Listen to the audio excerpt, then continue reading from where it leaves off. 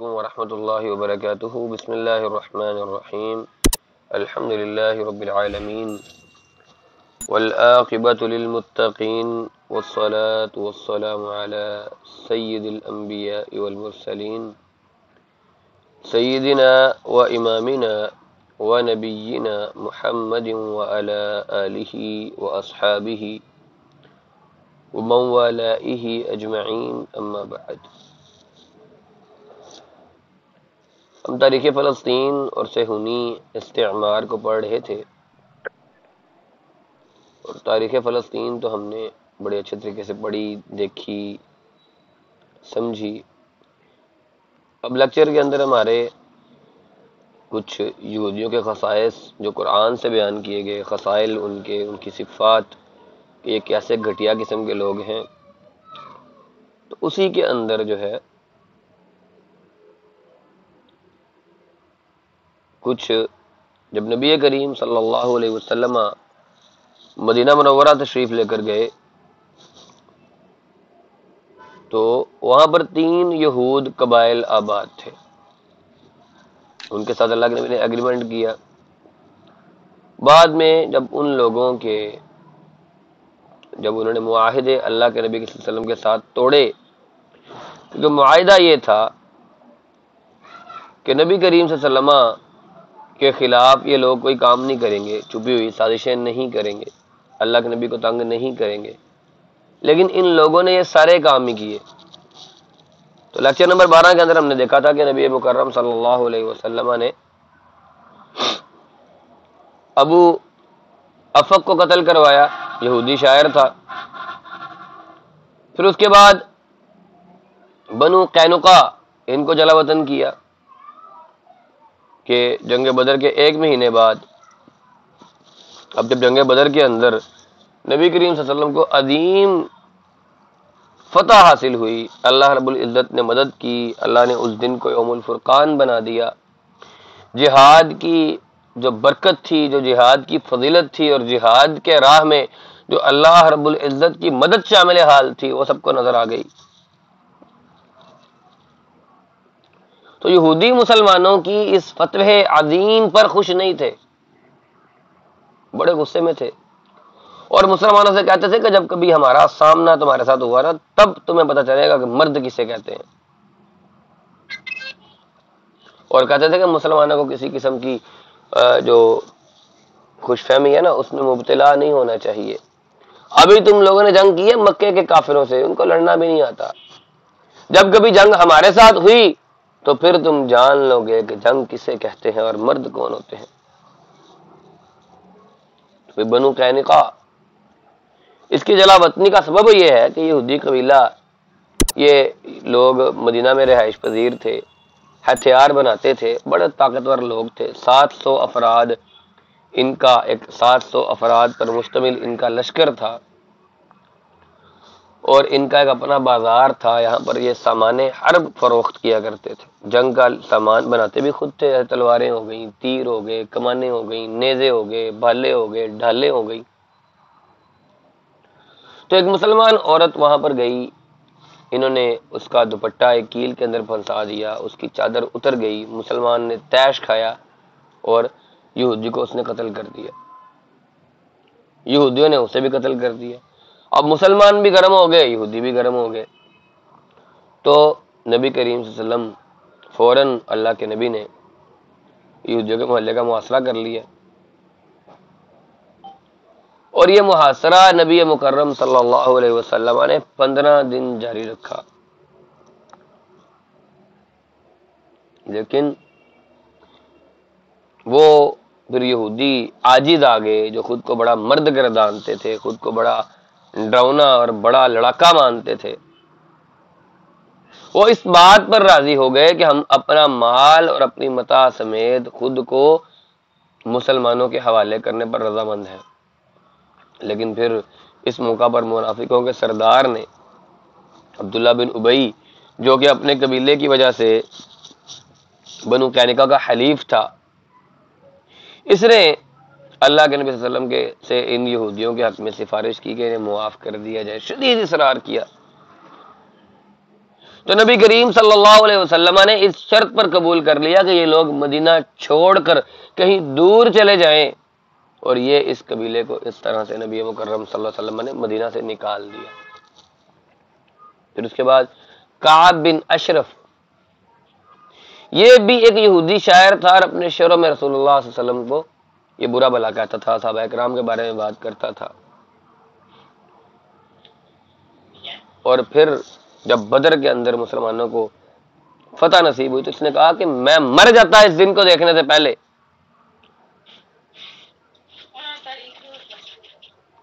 تو پھر وہ مکہ مکرمہ گیا، اور جو سرداران قریش تھے جو بدر کے اندر قتل ہوئے تھے، ان کے حق میں اس نے بڑے بڑے شعر پڑھے، بڑے مرثیے پڑھے، بڑی شاعری کی، اور قریش کو مسلمانوں سے انتقام لینے کے لیے ابھارا۔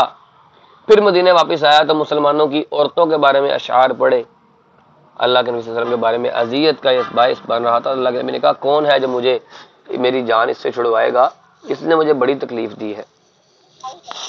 تو محمد بن مسلمہ رضی اللہ تعالیٰ عنہ نے اس بات کا وعدہ لیا اللہ کے نبی سے، اور ساتھ ان کو بھئی آپس میں باتیں نہ کریں، آپس میں باتیں کرنی ہیں تو ضرور کریں لیکن مائک بند کر کے۔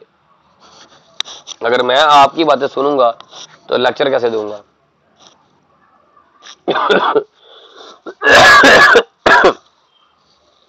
تو محمد بن مسلمہ نے نبی کریم صلی اللہ علیہ وسلم نے اسے قتل بھی کرنے کی اجازت لے لی، اور ساتھ ہی کوئی ہیلا بہانہ کرنے کی اجازت بھی لے لی۔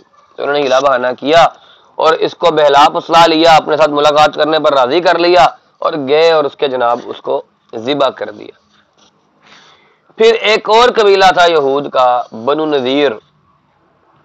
جب بنو قینقاع کی جلا وطنی ہو گئی اور یہود کے سردار کعب بن اشرف کا قتل ہو گیا تو یہودی جو تھے بڑے محتاط ہو گئے، اب ان کو ڈر لگنا شروع ہو گیا۔ لیکن جب جنگ احد کے اندر اور بیر میمونہ کے پاس جو تھے کہ نبی کریم صلی اللہ علیہ وسلم کے 70 صحابہ کرام کو شہید کر دیا گیا چال چل کے، تو یہودیوں کو پھر حوصلہ ملا کہ بڑے مسلمان شہید ہو گئے ہیں، اور ایک بار پھر وہ اسلام کے خلاف سازش کرنے کے لیے تیار ہو گئے۔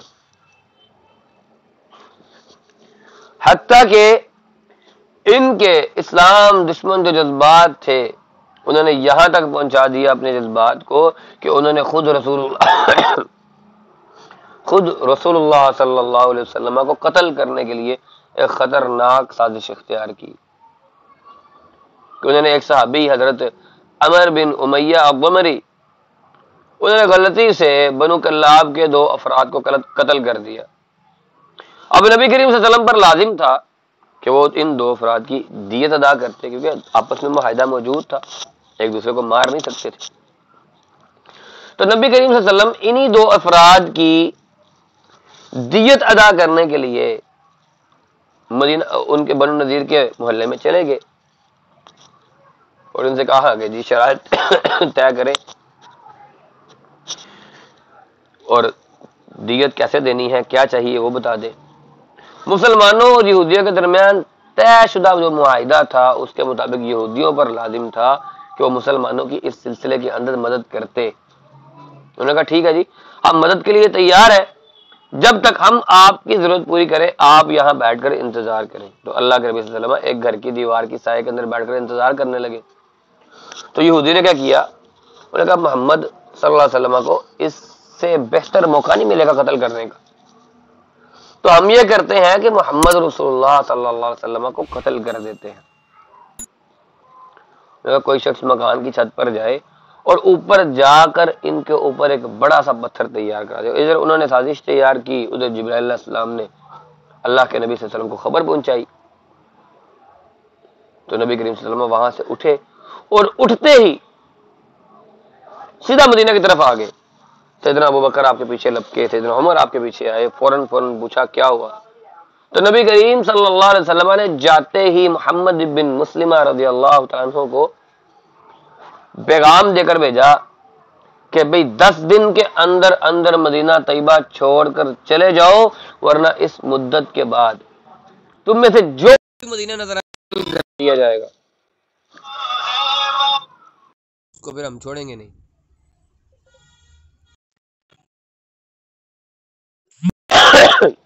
تو پھر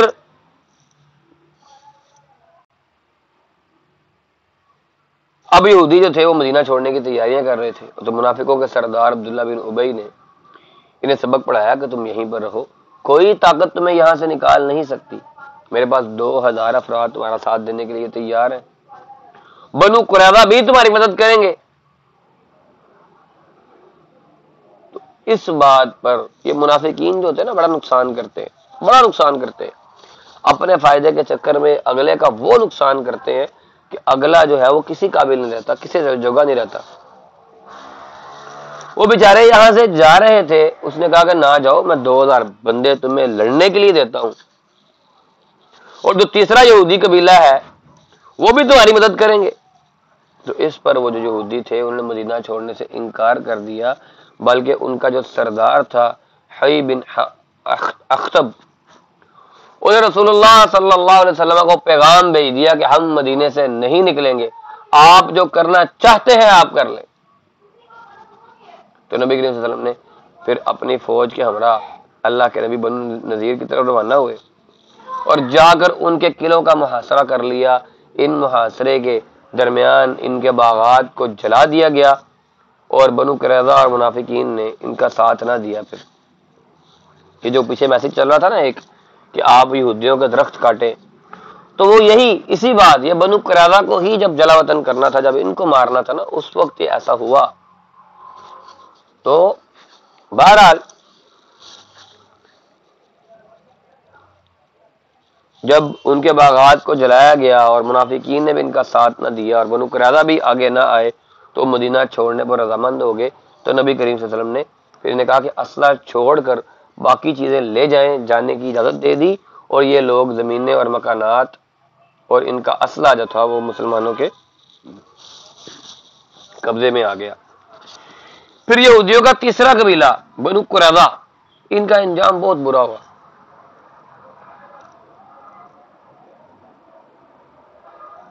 بنو نذیر جنہیں رسول اللہ صلی اللہ علیہ وسلم نے اپنے قتل کی سازش کرنے کی پاداش میں مدینہ طیبہ سے نکال دیا تھا، وہ مدینے سے نکل کر سکون سے نہیں بیٹھے، بلکہ مسلمانوں کے خلاف مزید بھیانک قسم کی سازشیں کرنے لگے۔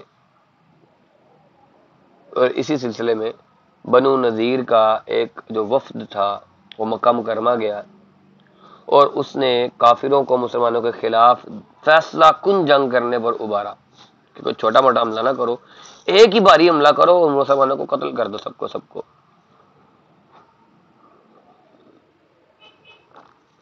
اور یہ بھی بتایا کہ جناب یہودی قوم کی طرف سے آپ کو پورا تعاون ملے گا۔ کافر کفار مکہ بھی تیار ہو گئے اور ایک طاقتور فوج لے کر مدینہ کی طرف آ گئے، اور پھر یہی وفد یہودیوں کا اطفان کے قبائل کو بھی انہوں نے مدینہ پر چڑھائی کرنے کے لیے آمادہ کر لیا، اور یہودیوں کی اس سازش کی بنا پر 10,000 افراد کا لشکر مدینہ منورہ پر چڑھائی کرنے کے لیے پہنچ گیا۔ اب یہاں پر اللہ کے نبی صلی اللہ علیہ وسلم بھی غافل نہیں تھے، تو نبی کریم صلی اللہ علیہ وسلم کو جب کافروں کی فوج کا علم ہوا کہ کفار مکہ ایسے فوجوں کے ساتھ آ رہے ہیں، صحابہ کرام سے مشورہ کیا تو سلیمان فارسی رضی اللہ تعالیٰ عنہ کے مشورے سے مدینہ کے ارد گرد خندق کھودنے کا حکم دے دیا۔ خندق کھودی گئی۔ اب کیونکہ ہمارا یہ موضوع نہیں ہے، انشاءاللہ ہمارا جو نیکسٹ ہوگا نا کورس، وہ ہوگا علامات قیامت پر، اور اس میں پھر یہودیوں کا معاملات کے اندر آئیں گے۔ اس کے بعد انشاءاللہ العزیز ہم غزوات النبی صلی اللہ علیہ وسلم یا تاریخ کی جو جنگیں ہیں اس کے بارے میں ہم ایک پورا ایک کورس رکھیں گے کہ جتنی جنگیں اسلام کی ہوئی ہیں اب تک کی جو ہیں، یا جو نبی کریم صلی اللہ علیہ وسلم کی زندگی میں جنگیں ہوئی، خاص طور پر وہ پھر خلفاء کے دور کے اندر، اور پھر اس کے بعد اموی اور فاطمی خلفاء کے دور کے اندر اور عباسی خلفاء کے دور کے اندر، انشاءاللہ ہم ان کا تذکرہ کریں گے۔ اس کے لیے ایک سمپل ایک الگ کورس رکھیں گے۔ بہرحال یہاں مقصد جو تھا بات کرنے کا وہ یہی تھا کہ یہودیوں کی اس سازش کی وجہ سے 10,000 کا لشکر وہ کفار پر کو مسلمانوں پر حملہ کرنے کے لیے کفار کا لشکر چڑھ دوڑا۔ سورۃ احزاب کے اندر اس کا ذکر موجود ہے۔ کیا ایمان والو، اللہ تعالیٰ نے تم پر جو احسان کیا اسے یاد کرو، جب لشکر تم پر چڑھ دوڑے اور پھر ہم نے ان پر تند و تیز آندیاں اور ایسے لشکر بھیجے جو تمہیں نظر نہیں آتے تھے۔ اور جو کچھ تم کرتے ہو اللہ اس سب کو دیکھتا ہے۔ اور یاد کرو وہ جب وہ اوپر تھے اور تم نیچے تھے، وہ نیچے سے تم پر چڑھ آئے، اور جب خوف کے مارے آنکھیں پھر گئیں، کلیجے منہ کو آ گئے، اور تم اللہ کے بارے میں طرح طرح کے گمان کرنے لگے، اور اس وقت مومنین کو آزمایا گیا، اور وہ مومنین جو تھے وہ بری طرح سے ڈر گئے، جھنجھوڑ دیے گئے۔ اب اس مشکل ترین گھڑی کے اندر بنو قریظہ پر لازم تھا کہ جب مدینہ کے اوپر باہر سے لشکروں نے حملہ کیا ہے تو وہ مسلمانوں کے ساتھ اپنی طے شدہ شرائط کے مطابق، معاہدے کے مطابق مسلمانوں کی مدد کرتے، لیکن کیونکہ یہودی یہ غدار ہے، یہ خائن ہے، یہ بدعہد ہے، انہوں نے مسلمانوں کا ساتھ چھوڑ دیا اور کافروں کا ساتھ دینے کے لیے تیار ہو گئے، اور اپنے حساب سے انہوں نے مسلمانوں کی پیٹھ میں خنجر کھوپ دیا۔ تو اللہ رب العزت نے غزوہ احزاب میں کافروں کی اس طاقتور فوج کو ذلت اور رسوائی سے دوچار کیا، مسلمانوں کو بہترین قسم کی فتح نصیب ہوئی، تو جبرائیل علیہ السلام نے اللہ کی طرف سے یہ حکم لے کر نازل ہوئے کہ اپنی فوج کے ہمراہ اب بنو قریظہ کا آپ جو ہے محاصرہ کر لیں۔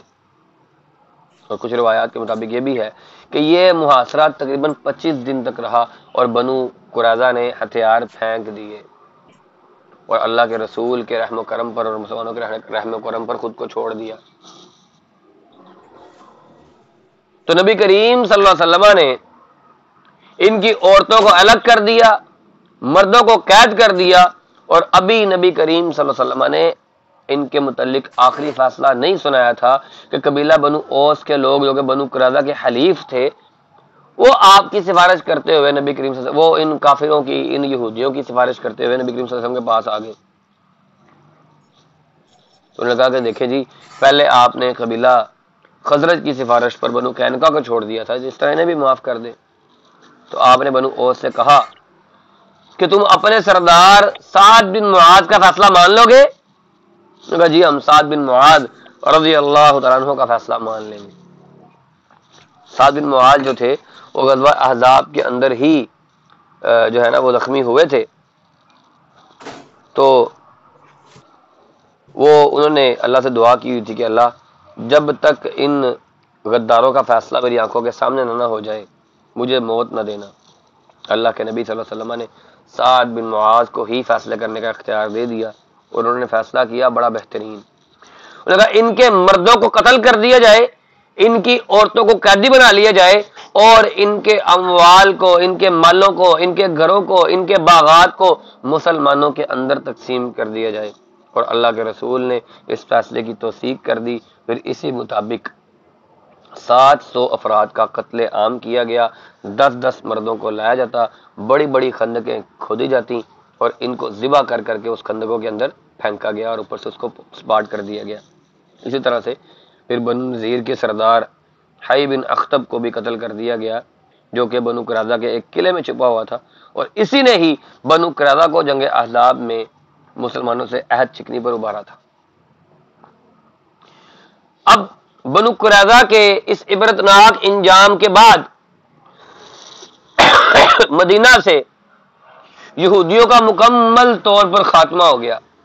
اس کے بعد کوئی یہودی مدینہ طیبہ کے اندر رہائش پذیر نہیں رہا، اور سب کے سب یہودی مدینے سے دور چلے گئے، لیکن ان لوگوں کو اپنے عبرتناک انجام سے کوئی نصیحت حاصل نہیں ہوئی، بلکہ وہ سازشوں کے اندر کسی نہ کسی طرح سے لگے رہے۔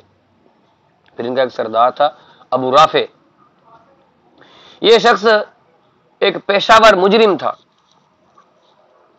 اور یہ یہودیوں کے اس وفد کے اندر شامل تھا جس نے مکہ مکرمہ جا کر قریش کو اور اطفان کے علاقے میں قبائل کو جنگ احزاب کے لیے ابھارا تھا، اور بنو قریظہ کے عبرتناک انجام کے بعد یہ پھر بھی مسلمانوں کے خلاف سرگرم عمل رہا اور سازشیں کرتا رہا اور مشرکین کے قبائل کو ابھارتا رہا۔ اس کی سازشوں سے تنگ آ کے اللہ کے نبی نے قبیلہ بنو خزرج کے 5 افراد کو، جن کا قائد عبداللہ بن عتیق رضی اللہ تعالیٰ عنہ تھے، انہیں اجازت دے دی کہ انہیں قتل کر دیں۔ اللہ کے نبی بیٹھے تھے ساتھیوں کے درمیان، اللہ کے نبی نے کہا کون ہے جو میری اس سے جان چھڑوائے گا. مائک بند کریں جی، مائک بند کریں. تو سیدنا عبداللہ بن عتیق رضی اللہ تعالیٰ عنہ نے، ہم جب دورہ طالب علمی میں پڑھا کرتے تھے مرکز طلبہ مریدکیہ کے اندر، تو اس وقت ہمارا جو دورہ تراکی تھا اس کا جو نام تھا وہ سیدنا عبداللہ بن عتیق ہی تھا. بہرحال جی، سیدنا عبداللہ بن عتیق اس 5 لوگوں کے لشکر کے امیر بنے اور انہیں اجازت دے دی کہ قتل کر دیں. اور ابو رافع جو تھا وہ خیبر کے ایک قلعے کے اندر رہائش پذیر تھا. ایک دن عبداللہ بن عتیق اپنے ساتھیوں کے سمیت اس کے قلعے گئے. سورج غروب ہو چکا تھا، لوگ اپنے گھروں کو واپس جا چکے تھے. تو سیدنا عبداللہ بن عتیق نے اپنے ساتھیوں کو ایک جگہ چھپایا اور خود قلعے کے دروازے پر گئے اور بند ہونے سے پہلے پہلے کسی طرح قلعے کے اندر پہنچ گئے اور ایک کونے میں چھپ کر قلعے کے اندر ہونے والا جو سسٹم تھا، جو نقل و حرکت تھی، اس کا جائزہ لینے لگے. اور پھر ابو رافع جو تھا یہ قلعے کے اندر اوپر ایک بالا خانے میں تھا، اور جب تمام لوگ جو اس سے ملنے کے لیے آئے تھے وہ چلے گئے تو عبداللہ بن عتیق اٹھے. اس کے بعد انہوں نے کیا کیا، ہم خود ان کے ہی الفاظ آپ کے سامنے رکھتے ہیں. وہ کہتے ہیں کہ قلعے کے پہرے دار قلعے کی چابیاں انہوں نے دیوار پر لٹکا دی تھی. میں نے انہیں اٹھایا، ابو رافع کے کمرے کی طرف چل دیا اور راستے میں جتنے کمروں سے مجھے گزرنا پڑا انہیں میں چابیوں سے کھولتا اور اندر جا کر میں تالا لگا دیتا. خیال یہ تھا کہ اگر ابو رافع کی مدد کے لیے کوئی آ بھی جائے تو اسے تمام کمرے بند ملے اور وہ پہنچ نہ سکے. اور کہتے ہیں میں اس کے کمرے کے گرد پہنچ گیا. گپ اندھیرا تھا، مجھے کچھ پتہ نہیں ہے تھا کہ وہ کہاں سویا ہوا تھا. تو میں نے ابو رافع کو آواز دی. اس نے کہا کون ہے؟ تو میں نے اس کی آواز کی طرف میں لپکا اور تلوار کا وار کیا اور اس نے زور سے چیخ ماری اور میں کمرے سے باہر آ گیا. کچھ دیر ٹھہر کر میں دوبارہ اندر گیا اور میں نے کہا ابو رافع یہ کس کی آواز تھی؟ اس نے کہا تیری ماں ہلاک ہو، ابھی کسی شخص نے مجھے تلوار کا وار کیا ہے مجھ پر. یعنی ابو رافع نے یہ بتایا. اب اس کو کیا پتا تھا کہ جس نے ابھی مجھے تلوار ماری ہے وہی دوبارہ پوچھنے آ گیا ہے. عبداللہ بن عتیق تو کنفرم کرنے آئے تھے کہ یہ خانہ خراب مرا ہے کہ نہیں مرا. تو کہتے ہیں میں نے اس پر تلوار کا ایک اور وار کیا اور تلوار اس کے پیٹ پر رکھ دی اور چیرتی ہوئی جو اس کی پیٹھ تک چلی گئی. اب مجھے یقین ہو گیا کہ یہ مر چکا ہے. میں باہر نکلا، تمام دروازوں کو ایک ایک کر کے کھولنے لگا، یہاں تک کہ ایک سیڑھی پر اترا اور میں سمجھا کہ میں زمین پر پہنچ گیا ہوں، لیکن وہاں سے سیڑھی سے گر گیا اور میری پنڈلی کی ہڈی ٹوٹ گئی اور میں نے اپنی پگڑی سے پنڈلی کو باندھ لیا اور قلعے کے مین گیٹ پر پہنچ کر میں رک گیا اور دل میں کہا کہ آج اس وقت تک قلعے سے باہر نہیں جاؤں گا جب تک ابو رافع کے قتل ہونے کا یقین نہ کر لوں. اور صبح ہونے تک وہیں دروازے کے قریب بیٹھا رہا. صبح مرغے نے صبح کی ہونے کا اعلان کیا. مرغے نے جب بانگ دی تو ایک شخص نے قلعے کی دیوار پر چڑھ کر اعلان کیا، اے اہل حجاز کا تاجر ابو رافع قتل ہو گیا ہے. تو وہاں سے میں اپنے ساتھیوں کے پاس پہنچا، انہیں اللہ کے دشمن کے قتل کی خوشخبری سنائی اور پھر ہم سب رسول اللہ صلی اللہ علیہ وسلم کے پاس پہنچے اور آپ کو سارا قصہ سنایا اور آپ نے فرمایا اپنی ٹانگ کو میرے سامنے کرو. اور پھر آپ کے حکم کی تعمیل کی. آپ نے میری ٹانگ پر ہاتھ پھیرا اور مجھے ایسے ہو گیا کہ جیسے کبھی وہاں پر کچھ ہوا ہی نہیں تھا. یہ صحیح بخاری کے اندر مکمل حدیث اسی طرح سے موجود ہے. اس کے بعد اب سارے یہودی یا یہودیوں کی اکثریت جو تھی یہ خیبر میں آباد ہو چکی تھی، اور جو خیبر تھا یہ اب ان کی سازشوں کا مرکز بن گیا. قبیلہ بنو قریظہ کے بارے عبرت ناک انجام کے بعد جب مدینہ سے یہودی نکل گئے، مدینہ یہودیوں سے پاک ہو گیا اور مسلمان بھی اپنے دشمنوں سے سکون میں آگے بے خوف ہو گئے، تو 6 ہجری میں رسول اللہ صلی اللہ علیہ وسلم نے تقریباً 1400 صحابہ کرام کے ہمراہ عمرہ کے لیے مکہ مکرمہ گئے، لیکن مشرکین نے آپ کو روک لیا اور عمرہ کرنے کا موقع نہیں دیا اور مسلمانوں کے درمیان ایک معاہدہ طے پایا کفار کے ساتھ جسے ہم صلح حدیبیہ کہتے ہیں. اس معاہدے کی شرط میں ایک شرط یہ تھی کہ فریقین آئندہ 10 سالوں تک ایک دوسرے کے خلاف جنگ نہیں کریں گے. اور اس طرح سے مسلمانوں کو اطمینان ہو گیا کہ اب 10 سال تک کوئی جنگ نہیں ہونی. لیکن اسی دوران یہ یہود، یہ خناس، یہ خنزیر، یہ مسلمانوں کو دوبارہ سے جنگ کی طرف لانے کے لیے ایک فیصلہ کن جنگ کرنے کی تیاریاں کر رہے تھے. اور اللہ کے رسول صلی اللہ علیہ وسلم حدیبیہ سے واپس آئے تقریباً 1 ماہ بعد یہودیوں کی خبر لینے کے لیے مدینہ روانہ ہو گئے اور خیبر چلے گئے. اور آپ کی فوج میں وہی صحابہ کرام تھے جو صلح حدیبیہ کے موقع پر تمام اللہ کے نبی کے ساتھ موجود تھے. خیبر میں یہودیوں کے بہت مضبوط قلعے تھے اور مسلمان اور وہ نشانے لے لے کر مسلمانوں پر تیر اندازی کر رہے تھے اور آپس میں بڑی شدید لڑائی ہوئی. بڑے مسلمانوں نے جام شہادت نوش کیا. بلاخر یہودیوں نے ہتھیار ڈال دیے اور خیبر کے تمام قلعے، وہ یہودیوں کی زمینیں اور ان کے تمام اموال مسلمانوں کے قبضے کے اندر آ گئے. اور رسول اللہ صلی اللہ علیہ وسلم نے انہیں خیبر سے بھی جلا وطن کرنا چاہا، لیکن انہوں نے کہا کہ ہمیں آپ یہیں رہنے دیں، ہم یہاں پر زمینوں کے جو ہے نا وہ کاشتکاری کریں گے، ان کی حفاظت بھی ہمارے ذمہ ہوگی. تو اللہ کے نبی نے زمینیں ان کے حوالے کر دیں. شرط یہ تھی کہ جو بھی چیز اگے گی آمدنی کا آدھا حصہ وہ مسلمانوں کو دیں گے اور آدھا حصہ جو ہے اپنے پاس رکھیں گے. اور اس طرح سے یہودیوں کی جو فوجی طاقت تھی، جو سیاسی طاقت تھی، جو اقتصادی طاقت تھی، وہ سب کی سب خاک میں مل گئی. اور مسلمانوں کے جو مزارے تھے وہ پھر وہ مسلمانوں کے مزاروں کے طور پر، جو کھیتوں میں کام کرنے والے ہوتے ہیں ان کے طور پر وہ مدینہ کے یہ خیبر کے اندر آنے لگے. خیبر کا وہی قلعہ جو خیبر میں ایک قلعہ مرحب کا تھا، اور وہ میں خود جا کے دیکھ کر آیا ہوں. گیا تھا جب میں مدینہ اپنا آخری وزٹ میں، تو اس وقت میں خیبر بھی گیا تھا اور اس کا قلعے کے آثار ابھی بھی باقی ہیں وہاں پر، اچھے خاصے کئی کمرے بھی باقی ہیں.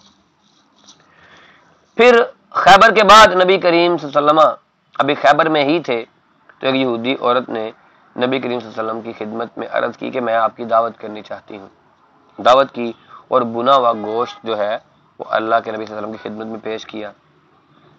اور اللہ کے نبی صلی اللہ علیہ وسلم کی عادت وہ مسلمانوں سے پہلے ہی معلوم کر چکی تھی کہ نبی کریم صلی اللہ علیہ وسلم کو بازو کا گوشت بڑا پسند ہے. تو اس نے بازو کے گوشت میں زیادہ اور دوسرے گوشتوں میں، دوسرے حصوں میں ذرا کم زہر ملایا، اور نبی کریم صلی اللہ علیہ وسلم نے اس کا ایک ٹکڑا منہ میں ڈالا اور فوراً باہر نکال دیا. اور آپ نے فرمایا کہ اس کی ہڈی مجھے بتا رہی ہے کہ اس میں زہر کی ملاوٹ ہے. تو نبی کریم صلی اللہ علیہ وسلم نے اس عورت کو بلایا اور اس نے اپنے جرم کا اعتراف کر لیا. اور صحیح روایات میں ہے کہ نبی کریم صلی اللہ علیہ وسلم نے اس زہر کا اثر اپنی موت تک اللہ کے نبی محسوس کرتے رہے. اور اسی وجہ سے صحابہ کرام یہ بھی کہتے تھے کہ اللہ کے نبی صلی اللہ علیہ وسلم کی موت کیونکہ اس زہر کی اثر کی وجہ سے ہوئی ہے اور اللہ کے نبی شہید ہیں. پھر آخری جو یہودیوں کے ساتھ معاملہ وہ ہوا فدق کے موقع پر. فدق اور وادی القرا، فدق کے مقام پر یہودیوں کے کچھ قبائل آباد تھے. جب انہیں خیبر کے یہودیوں کا انجام کا علم ہوا تو انہوں نے بھی رسول اللہ صلی اللہ علیہ وسلم کے ساتھ اس شرط پر صلح کر لی کہ خیبر کے یہودیوں نے جو کی تھی کہ زمینیں ہم سنبھالیں گے اور اس کا جو نصف ہوگا زراعت کا وہ آپ کو دیں گے. اور وادی القرا کے یہ یہودی تھے جو ان کا تعلق ہے، تو ان سے نبی کریم صلی اللہ علیہ وسلم نے جنگ کی جس میں یہودیوں کو شکست ہوئی اور ان کے اموال مسلمانوں کے قبضے کے اندر آ گئے. اور پھر اہل خیبر کی طرح انہوں نے بھی صلح کر لی کہ اللہ کے نبی زمینیں آپ ہمیں ہماری دے دیں، ہم آپ کے مزارے بن جاتے ہیں، ہم یہاں کھیتی کریں گے اور زراعت میں سے جو کچھ بچے گا اس پر انشاءاللہ ہم آپ کو دیا کریں گے خراج، آدھی زراعت آپ کی ہوا کرے گی جو کچھ بھی آئے گا. انشاءاللہ کل ہمارے جو ہیں وہ کچھ تاریخی طور پر اور کچھ جو ہمارا پورا کورس ہوا ہے اس کا خلاصہ ہم مختصر تاریخ یہودیوں فلسطین کی اور یہود کی بیان کریں گے، اور اسی کے ساتھ ساتھ بیت المقدس اور یہود یہ بھی مختصراً بیان کریں گے. پرسوں انشاءاللہ ہم نقشہ جات کے ساتھ کچھ چیزیں آپ کے سامنے رکھیں گے اور پھر آپ لوگوں کو اس کورس سے چھٹی دے دیں گے اور نیا کورس جو ہوگا پھر اس کی آپ لوگوں کو نیا پوسٹر مل جائے گا. کچھ زیادتیاں ہم تاریخی اعتبار سے یہودیوں کی بتائیں گے جو انہوں نے مسجد اقصیٰ کے ساتھ زیادتیاں کی، تو انشاءاللہ العزیز اللہ تعالیٰ ہمیں اس بہترین انداز میں اس کورس کو ختم کرنے کی توفیق دے اور آگے ہمیں نئے قدم پر بڑھنے کے لیے توفیق عطا فرمائے۔ وآخر دعوانا ان الحمدللہ رب العالمین۔ سوال کسی کا ہو تو وہ کر سکتا ہے۔ باقی ایک میری چھوٹی سی درخواست ہے کہ الحمدللہ ہمارا پاکستان میڈیکل مشن اس وقت فلسطین کے اندر زور و شور سے کام کر رہا ہے، اور وہ صرف میڈیکل کا ہی کام نہیں کر رہا، ٹوٹل ریلیف کا کام کر رہا ہے، جن میں خوراک ہیں، جن میں میڈیکلی جو کچھ بھی کیا جا سکتا ہے وہ کر رہے ہیں۔ اس طرح شیلٹر فراہم کرنا ہے، اسی طرح سے جو لوگ خود آزاد ابھی تک وہاں گھوم پھر رہے ہیں ان کو مدد فراہم کرنا ہے، اور باقی بھی عسکری مدد فراہم کرنا بھی اس کے اندر چل رہا ہے۔ تو جو احباب اس حوالے سے تعاون کرنا چاہیں وہ ضرور رابطہ کریں۔ اللہ تعالیٰ ہمیں آسانی والا معاملہ فرمائے اور ہمیں اپنے مسلمان بھائیوں کی جو مدد ہے اس کی توفیق کرنے کی توفیق عطا فرمائے۔ وآخر دعوانا ان الحمدللہ رب العالمین۔ کوئی سوال کرنا چاہتا ہے تو کر سکتا ہے۔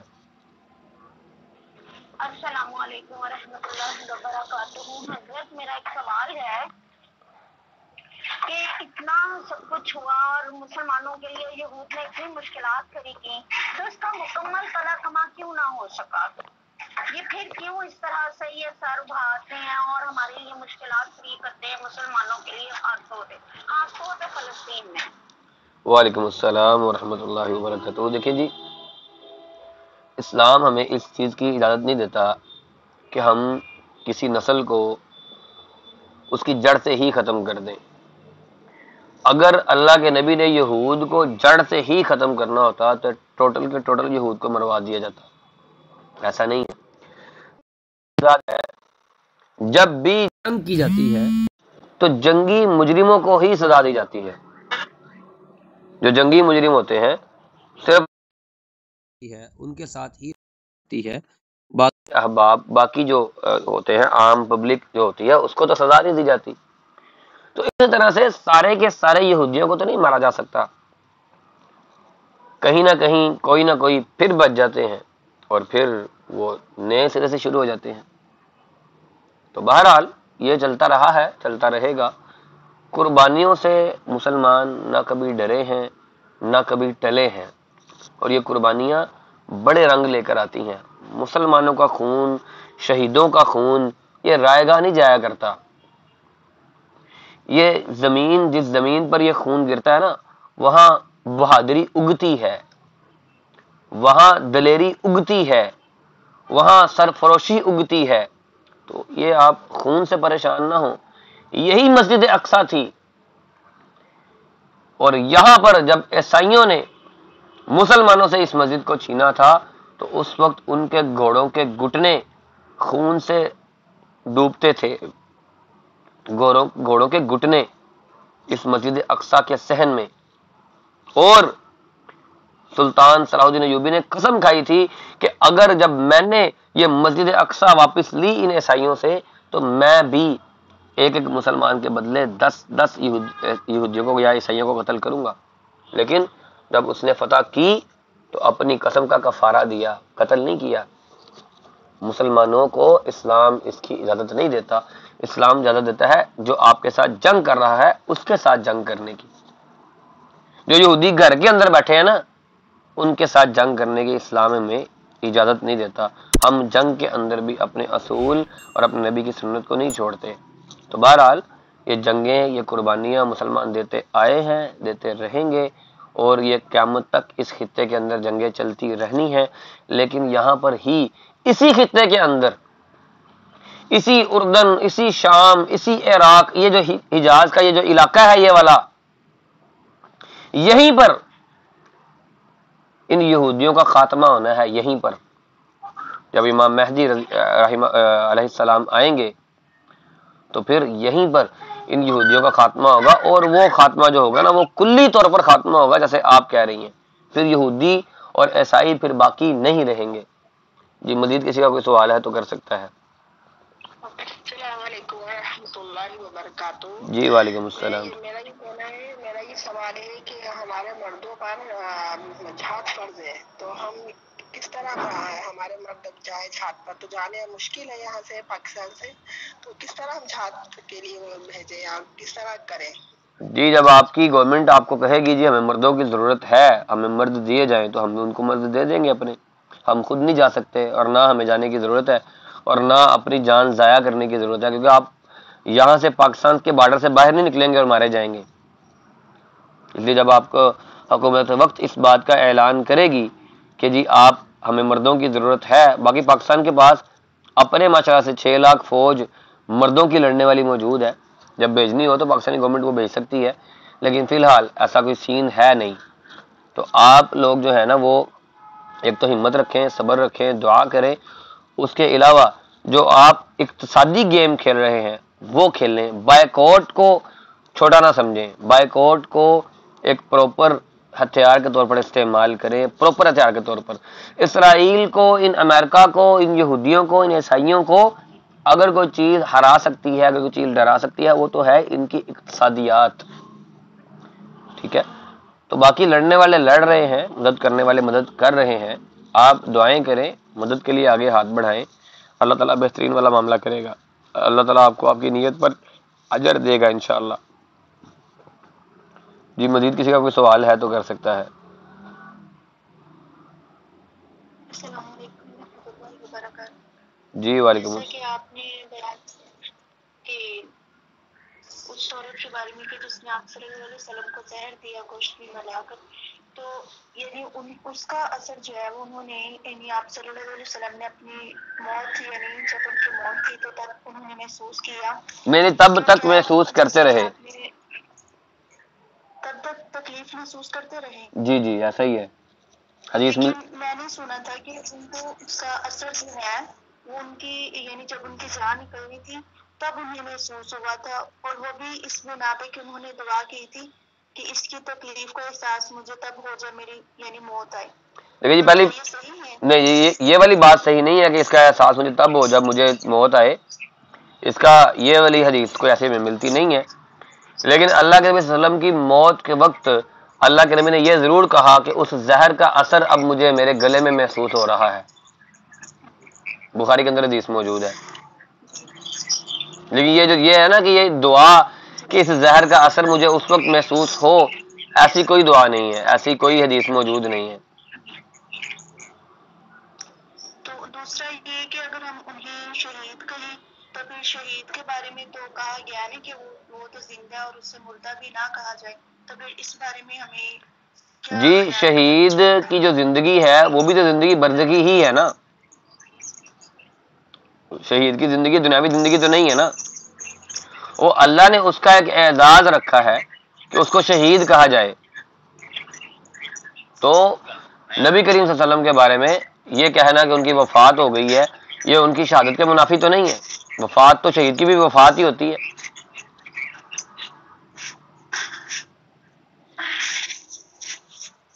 اگر شہید زندہ ہے تو اس کا مطلب یہ تو نہیں ہے کہ وہ زمین کے اوپر چل پھر رہے ہیں. جو شہید ہے فوت تو وہ بھی ہو چکا ہے نا، اس کا انتقال تو ہو گیا، اس دنیا سے تو آگے چلا گیا نا.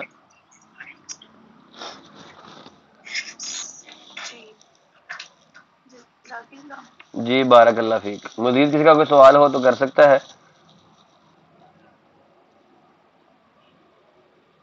نہیں کوئی سوال ہے تو کال ہم بند کرتے ہیں. السلام علیکم ورحمۃ اللہ وبرکاتہ.